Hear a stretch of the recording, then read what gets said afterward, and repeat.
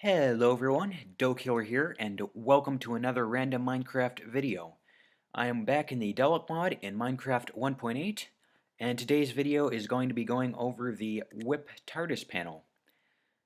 So I'm going to be going over the different commands that you can put into this, and a few other neat tricks that you might not have known about it.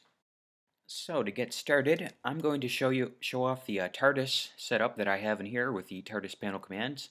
So I have two TARDIS panels, and each one has all of the possible commands that you can put into the TARDIS panel entered into them, and they're all going to run at once. So I'm going to be showing an example of every command that you can use all at once. So to start out with, I can hit this and it'll say your TARDIS is now dematerializing, and we will go in flight, and we get a particle effect, and these blocks will place down.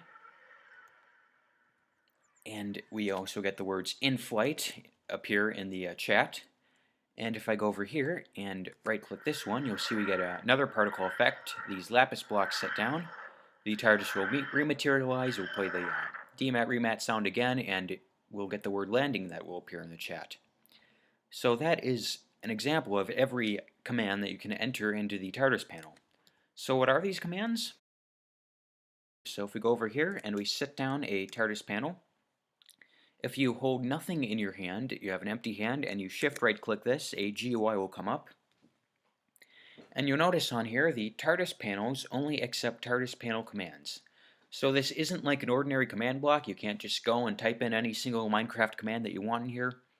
We have to enter in only a specific command in here, or a specific type of command that the modders of the mod have made specifically for the TARDIS panel.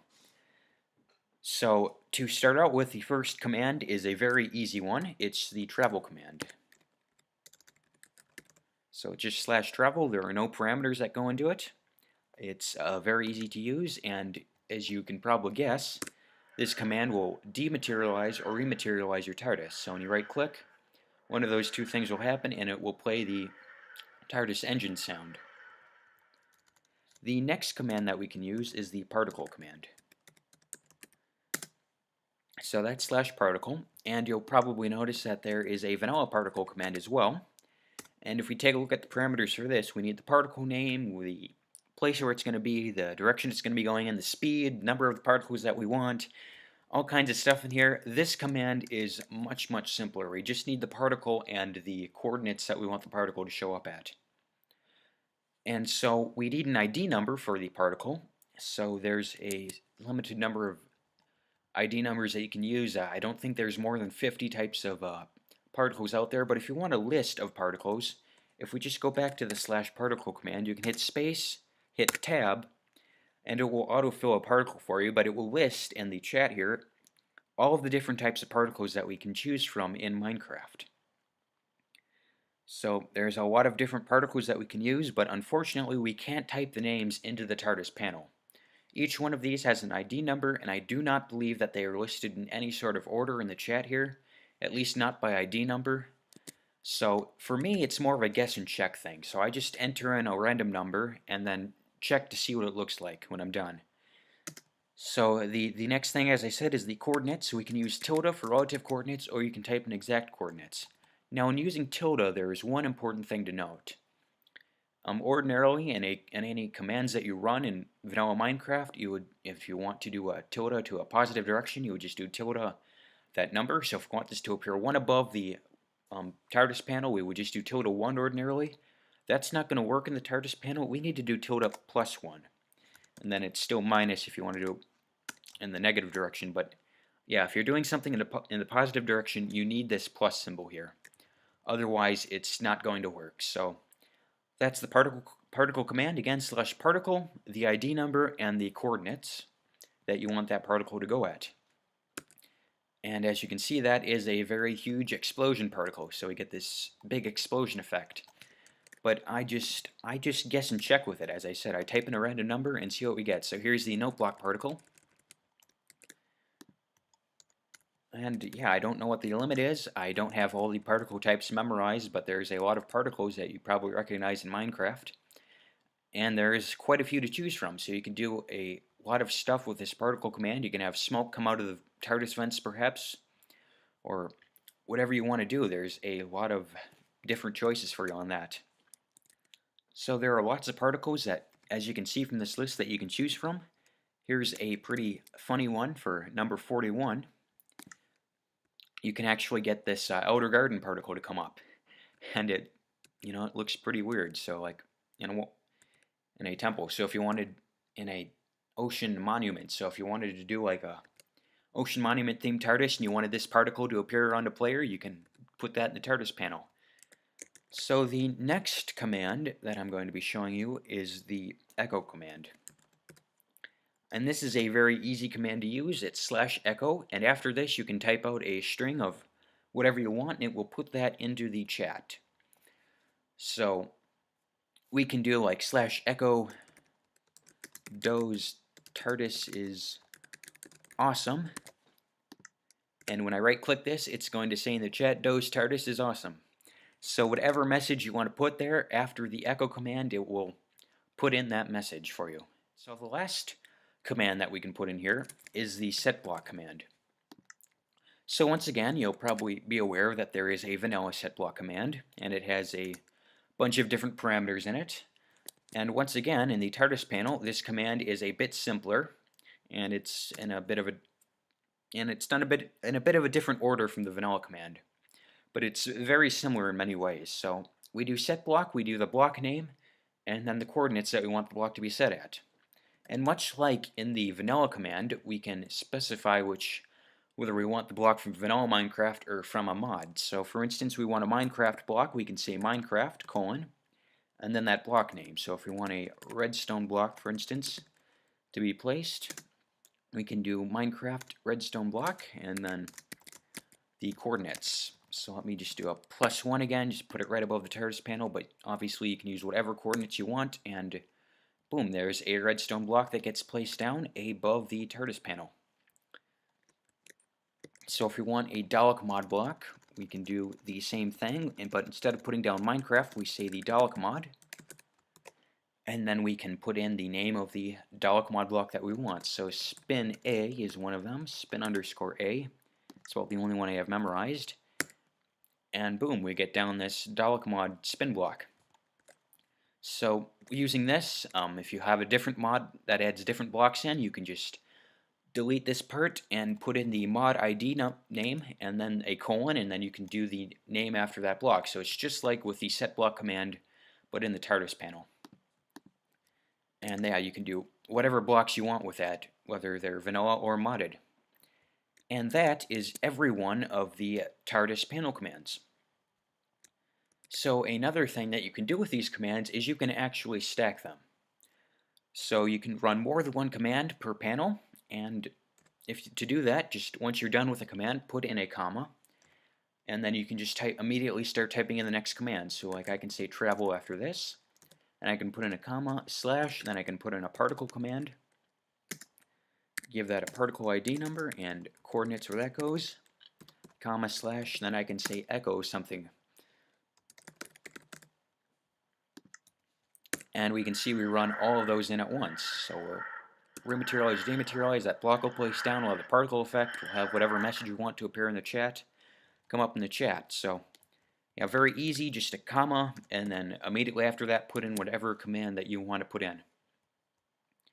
And I don't think there's a limit to the number of commands that you can stack. I've actually got these. If you'll notice, these have a large number of commands stacked in them. I think there's roughly 125 or so commands in here. I just went crazy with it, and I don't think that there is a limit to the number of commands that you can actually stack in this. And so you're very open with what you can do with a single panel. And if you get creative, you can do a lot of stuff with this. So as I said, one of these panels is for rematerializing, the other is for dematerializing. And depending on whether the TARDIS is in flight or not, these blocks will look different when we're. So if I dematerialize here, you'll see we get the particle effect, and these blocks will turn into glass blocks. And then once this is done, we can rematerialize. And yeah, obviously I have to hit the panels in the correct order, but When we rematerialize, we'll get a different particle effect, and the lapis blocks are placed back down, and that means that the TARDIS has landed or is landing. So that's a system that I have set up, and there's no limit to what you can do. If you get creative with this, you can do all kinds of stuff with these panels. One more thing that I want to specify, though, with the setblock command, I forgot about this. You cannot set a block down with metadata. So if we, for instance, if we look at the wool blocks, each one has the same ID number. You would say Minecraft wool, but if you want a different color, you'd have to specify the metadata. So you would start with 1, 2, 3, 4, and each color has a different number, additional number with it. So if we wanted to just do the regular setblock command, we would get the coordinates in here, and then I would say Minecraft wool, and then I would enter in the metadata for that block, and we'd get a different color of wool. Then if I hit 11, we get a different color based on its metadata. You can't enter metadata in the TARDIS panel, however. So if we say setblock Minecraft wool, we can't enter the metadata. We immediately go to the coordinates. So there is actually no way of specifying the metadata, so you're stuck with the first one. This will default set down a metadata of 0, which in this case happens to be white wool with stained glass. It is the white stained glass, but you can't get the other colors. So if we tried to say like wool with a metadata of 5, it's going to say invalid parameters, or it's simply not going to work at all, as in this case, because we immediately jump into the coordinates and it doesn't recognize the metadata of the block. So that's one thing I almost forgot about, something just to be aware of. You can't set down different colors of blocks, so you are a tiny bit limited with the set block command, but you can still do just about any block, just not blocks with metadata, so different colors of blocks or anything. So there's one last thing that I want to show off with the TARDIS panel, and I have it set up over here. You'll notice we have this side control table, and ordinarily this is just a decorative model. It doesn't really do anything on its own, but I actually have a TARDIS panel set up in here, so when we right click it, we'll see that the control table says error, and it starts to emit a lot of smoke. So how I'm doing this is actually a TARDIS panel that's set up in here, and it's hidden. So if you want to take like the model blocks like this that don't ordinarily serve a function, like the control table here, or any one of the modeled consoles that were added in Update 44, you can actually give them a purpose or make them useful. So I've got one set up here, but let me set up another one. So we can take a console, and it's really got nothing in it. We can take a control panel, and we can actually put the panel commands in here and give this model block a function. And you can actually make a TARDIS with this as its primary control panel and still have it rematerialize and dematerialize and everything else.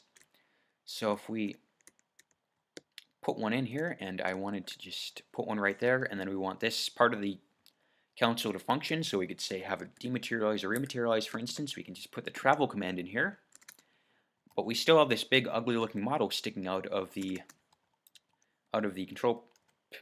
console here. So if we go up to about a block above it roughly, and we use the block data command, so it would be block data, and then we target the block below us, open and close some curly brackets. I'm going to leave them empty. When we hit enter, we will get the NBT structure of this block.